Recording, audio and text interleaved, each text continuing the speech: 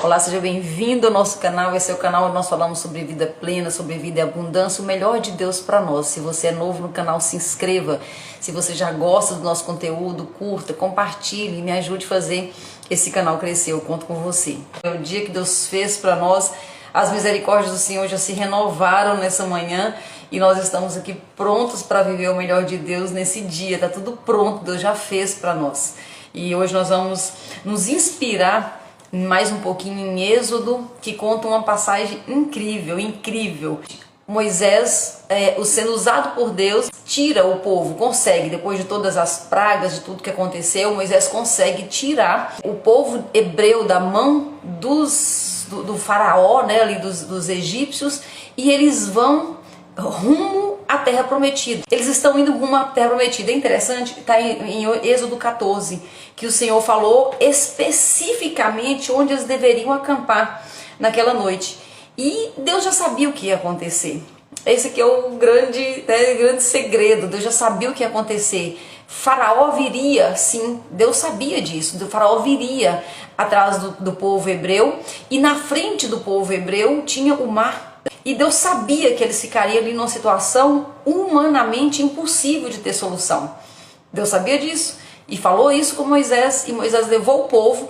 E quando o povo está ali, de um lado estava o mar, e eles olham para trás, e os egípcios vinham com carros e cavaleiros, com tudo armado, o exército inteiro, para matá-los todo, acabaria a história ali. E eles olhavam e só tinha o mar. Não tinha como, não tinha saída. E o povo hebreu se revolta contra Moisés, né, ali bem no início dessa caminhada, e é o que nós vamos ler essa passagem, aqui só contextualizar um pouco para quem não conhece o texto, né? Êxodo 14, versículo 10. E quando o faraó se aproximou, os filhos de Israel levantaram os seus olhos, e eis que os egípcios estavam marchando atrás deles, e eles ficaram com medo. E os filhos de Israel clamaram ao Senhor e disseram a Moisés: por que não havia sepulcros no Egito? Nos levastes embora para morrermos no deserto? Por que agistes assim conosco ao nos tirar do Egito? Não é esta a palavra que te falamos no Egito? Deixa-nos sozinhos para que sirvamos aos egípcios. Olha que coisa louca. Gente, esse povo já tinha visto todas as pragas, a mão poderosa de Deus, as pragas contra os egípcios, Faraó tendo que se render. Mas ainda assim, o povo de Deus, como nós, né, povo de Deus hoje, não confiou na ação de Deus. E aí a dificuldade deles é a mesma dificuldade nossa, de nos soltar na ação de Deus. Por que nós temos tanta dificuldade de confiar em Deus? Por que nós temos tanta dificuldade de fechar os ciclos? Fechar ciclos significa aceitação. Não fechar o ciclo significa que eu estou na resistência. E nós já falamos muito essa semana que os ciclos eles se fecham, às vezes pela vontade boa e perfeita de Deus, às vezes por conta dos nossos pecados, nossos ou dos outros, ou às vezes porque é tempo, chegou o tempo, encerrou aquele tempo. E nós resistimos a tudo isso e temos muita dificuldade de saber, de entender, de aceitar que Deus está no controle da nossa vida. E aí, se você é como eu, nós ficamos ali na força do braço, tentando fazer do nosso jeito. Assim eu fiz durante tanto tempo. E ainda hoje eu luto para não querer resolver as questões com a força do braço. Aí você fala: Andréia, você não faz nada diante das dificuldades? É claro que eu faço, nós temos que estar em movimento, mas num movimento subordinado a um Deus que toma conta de todas as coisas. O problema é quando nós resistimos e queremos fazer a nossa vontade do nosso jeito. E nós fazemos muito isso. E isso traz um prejuízo para nós que nós não temos noção. E o prejuízo, ele muitas vezes é atrasar o melhor de Deus para a nossa vida. Então Deus tem planos bons para nós e nós atrasamos o melhor de Deus quando nós resistimos à sua vontade boa, perfeita e agradável. Aí você fala: eu não resisto à vontade de Deus. Você resiste ao processo, o que dá no mesmo. Deus age através dos processos, né? E quando você resiste ao processo, e fechar ciclo faz parte do processo. Em Eclesiastes 7 tem um versículo muito lindo, 8, que fala o seguinte: O fim das coisas é melhor do que o começo. Como é que é difícil a gente aceitar isso, né? O fim das coisas é melhor do que o começo. Eu ouço com muita frequência as pessoas quando vê um bebezinho assim, né? Falam assim, nossa, que saudade dos meus filhos pequenos. Ah, daqui a pouco tá tudo grande. Mas que filho muda, deixa de ser filho quando eles estão grandes, né? Não, filho é bom o tempo todo e é bom o início, mas muito melhor é o fim das coisas. Eu deixei nos stories agora, me emocionei muito com uma história que eu coloquei lá nos stories, porque a minha filha caçula, ela tem 22 anos, é a única que é solteira, né? Ela mora comigo, e ela me deu ontem um presente que é relativo ao meu aniversário, porque eu não estava junto com ela no meu aniversário, eu fui pra casa dos meus pais, e Dia das Mães, que era junto ali. E ela me deu um presente, muitas roupas, tudo tá lá nos stories, depois vocês vão ver lá o presente que ela me deu. Eu me emocionei muito, muito, muito mesmo. Por quê? Porque eu lembrei, eu me separei muito jovem, você sabe que eu sou divorciada do pai delas, eu me divorciei muito nova, e foi um divórcio extremamente difícil, foi um divórcio sofrido demais. Foi muito tenso e demorou anos para essas questões se resolver. Era um relacionamento abusivo e eu precisei de ajuda psicológica para conseguir sair desse relacionamento. Porque só quem viveu um relacionamento abusivo sabe que sozinha é muito difícil, e eu busquei ajuda na época. E durante muitos anos eu paguei um preço muito alto por conta desse divórcio. E durante o tempo que essa caminhada, eu tinha muito medo do final. Eu tinha muito medo do final. Eu pensava que as minhas filhas, porque como era abusivo, como tinha alienação parental, eu pensava que elas não iam me amar, eu pensava que eu não ia ficar com elas, eu pensava que elas iam me odiar por tudo. Enfim, eu tinha tantas dúvidas, tantos medos. Foi um processo doloroso e demorado. E eu lembro que a psicóloga na época falava comigo assim, Andréia, apaga só o incêndio do momento, não tenta prever o futuro. E eu sempre fui muito controladora e eu queria ver o final, eu queria ter certeza que ia dar certo. E ela falava sempre comigo, acalma, resolve só o problema do momento, resolve só a mentira do momento, né? Só o sofrimento do momento. E eu sempre nessa angústia, querendo resolver tudo na frente. E quando eu vi ontem, né, a minha filha, 22 anos, nessa declaração de amor, de cuidado comigo, de me dar tantos presentes, de fazer questão de me agradar, eu vivi ontem na pele e me emocionei hoje quando eu fui contar para vocês nos stories que o fim é melhor que o começo. Mas como que é difícil confiar em Deus no meio do vale, no meio da confusão, né? Nós vivemos vales, a vida também tem os vales. E quando nós estamos nos vales, e o fechar ciclo muitas vezes está dentro de um vale, e nós não enxergamos o que vai acontecer depois. E como nós confiamos na força do nosso braço, nós temos muito medo, porque nós estamos olhando para a nossa capacidade. Ontem eu falava com vocês, né? Tem que confiar no potencial de Deus e não na nossa capacidade, mas na prática. Nós temos muita dificuldade de confiar no potencial de Deus, de saber que Deus é bom e tem planos bons e tem planos grandes e que está no controle de todas as coisas. Nós temos muito essa dificuldade e nós olhando para a nossa capacidade, nós trememos na base. E aí nós temos medo porque nós estamos olhando para a nossa capacidade. Jó era se fosse hoje seria um cristão, né? Jó era um homem de Deus, Jó era um servo de Deus quando começou toda a história dele. No final da história, no final do vale dele, quando ele fecha o ciclo dele ali, Jó diz, eu tinha ouvido falar de você, ou do Senhor, mas hoje eu te conheço. Então esse é o convite para nós. Então vamos pensar aqui o que faz, né? O que pode fazer não fechar um ciclo, não aceitar a vontade de Deus. O que faz a gente sofrer tanto no meio dos vales? Primeira coisa é a visão limitada que nós temos. Como ovelhas que nós somos, nós temos a nossa visão muito limitada. O povo de Deus, o povo hebreu, quando estava ali, ele enxergava o mar e enxergava os egípcios. Só que eles não eram capazes de enxergar, e nós também passamos por isso, nós não enxergamos o mar se abrir e Canaã sendo conquistada.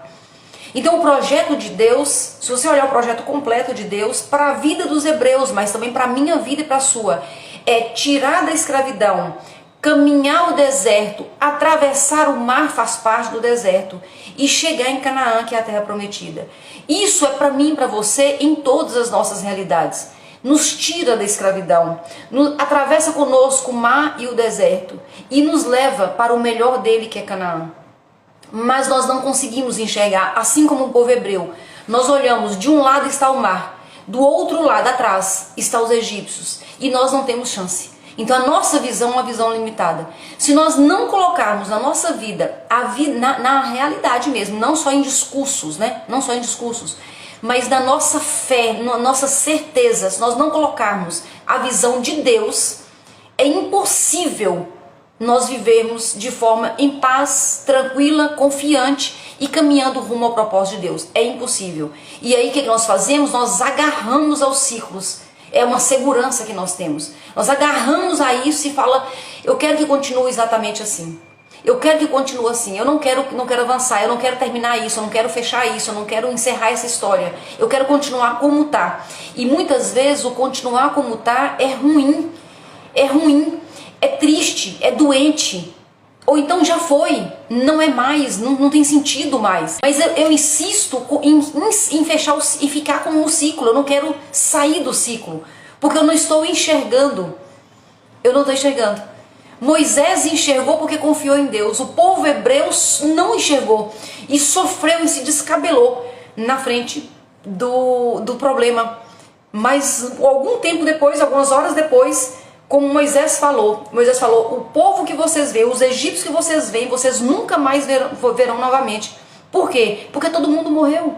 O problema morreu, o problema foi afogado nas águas, mas eles não confiaram e por isso eles sofreram. Então quando nós insistimos em fechar um ciclo, pode ser simplesmente porque nós não estamos enxergando o que vem depois. Então naquele momento, né, que eu estava encerrando o ciclo, que teve que terminar o relacionamento abusivo, o casamento, a situação toda. Se eu soubesse, né, eu não conseguia enxergar. Por isso, eu confiei sofrendo demais, mas dá para confiar e não sofrer. Dá para viver em paz e saber que hoje eu teria 3 filhas boas, responsáveis, 2 já estão casadas, já tenho um neto, a caçula é essa aí que me fez essa surpresa. Então, tudo, o fim era melhor do que o começo, mas eu tive dificuldade de confiar. É isso que é a chamada, né, pra gente confiar mais nesse Deus amoroso. O segundo ponto é querer nossa vontade, o que nos afasta de fechar o ciclo e viver o melhor de Deus. Nós queremos a nossa vontade, nós queremos do nosso jeito, nós queremos na nossa hora. E muitas vezes, como eu comentei ontem, às vezes um outro aqui, foi o pecado do outro, ou foi a escolha do outro, e eu posso ficar repetindo durante anos, né, uma vida inteira, até adoecer e pagar com o corpo, com doença no corpo, a minha resistência. E eu falo, mas não poderia ter sido assim, essa pessoa não poderia ter feito isso, essa pessoa não poderia ter ido embora, essa pessoa não... Isso aqui já foi, já aconteceu. Mas eu resisto, eu falo, não quero, não é, não vai, não pode, não é assim que eu quero. E a resistência pode trazer, inclusive, a dor no corpo, a doença no corpo e até a morte no corpo. Porque muitas vezes um câncer, uma doença grave, vem como resposta dessa resistência que nós temos às coisas que estão já como estão. E a terceira coisa é, como o João falou, não conhecer a Deus. Viver na igreja, ter práticas religiosas, mas não conhecer a Deus. Conhecer a Deus é diferente de estar numa igreja. Eu posso estar numa igreja ou em algum lugar e conhecer a Deus, mas eu posso estar na igreja e nunca ter conhecido a Deus. E isso eu digo de experiência própria, porque como eu digo para vocês, eu sempre fui cristã, eu sempre estive dentro de uma congregação, dentro de uma igreja, eu sempre estive, aprendi isso nos meus pais, mas demorou uma vida. E por que demorou? Porque eu estava na religião errada? Não, porque eu quis fazer na força do meu braço, eu quis fazer do meu jeito, eu sempre resisti à ação de Deus. Eu sempre fazia as coisas e pedia a Deus para abençoar. Um dia eu entendi o que é diferente. Quando ao invés de eu fazer e pedir para Deus abençoar, eu posso, nessa intimidade com Deus, eu posso entender a vontade perfeita de Deus e procurar rapidamente ir para o centro dela. Estar no centro da vontade de Deus é diferente de pedir a Deus para abençoar as minhas coisas. Deus sempre foi bom, sempre me abençoou, mas quando eu entendi que existia um lugar melhor, e o lugar melhor é no centro da vontade de Deus, eu parei de resistir e eu comecei a viver mais isso. Então assim, talvez a solução, o que faz todo sentido para tudo que nós conversamos aqui, é todos os dias ter um momento de quarto com Deus. Foi no quarto que eu conheci a Deus, foi no quarto. Nos momentos de muita angústia, de muito desespero, essa minha caminhada mais de realidade, espiritual começou em 2015, um momento de muita dificuldade para mim, um vale muito profundo. Minhas dificuldades começaram em 2015 e no meio do desespero eu decidi buscar Deus antes que as pessoas acordassem na minha casa. E eu comecei assim, eu acordava com muito sono, claro, que eu acordava meia hora antes das pessoas em casa acordar, e eu sentava na mesa da cozinha, e ali eu me esforçava para falar com Deus, mas o sono era tanto que eu dormia em cima da Bíblia. Então quando as pessoas acordavam, quando tocava o despertador, eu estava dormindo em cima da Bíblia, sentada na mesa da cozinha. Isso foi muito tempo, mas eu não desisti, eu insisti, eu persisti. E eu falava, Deus, eu quero te conhecer direito, eu quero estar com o Senhor, eu quero todos os dias me renovar na sua presença. E foi ali que começou, em 2015 até hoje, todos os dias. Hoje eu sou quase uma viciada nessa intimidade. Eu acordo 4 horas, 4h30 da manhã. E fico ali até as pessoas acordarem, eu fico na presença do Senhor, porque é maravilhoso. E assim, essa intimidade, conhecer a Deus de verdade, traz realidade espiritual para a sua vida. Sem realidade espiritual, eu posso repetir quantas orações eu quiser, eu posso fazer quantas horas de oração eu quiser, sem realidade, sem intimidade, sem convivência com essa pessoa. Deus é uma pessoa. É impossível fechar ciclos, iniciar ciclos e estar finalmente no centro da vontade de Deus. Eu testemunho na minha vida, o final é melhor do que o começo, como disse Salomão. O fim das coisas é melhor do que o começo. E eu testemunho na sua vida, Deus é bom, Ele tem sonhos bons, Ele tem planos bons para mim, para você. E eu testemunho para você, resistir ao amor de Deus, resistir aos planos de Deus, só faz a nossa vida ficar mais difícil, mais pesada e perder tudo aquilo que Deus tem, ou demorar de receber tudo aquilo que Deus tem para mim e para você. Deus abençoe sua vida, obrigada por ficar comigo essa semana.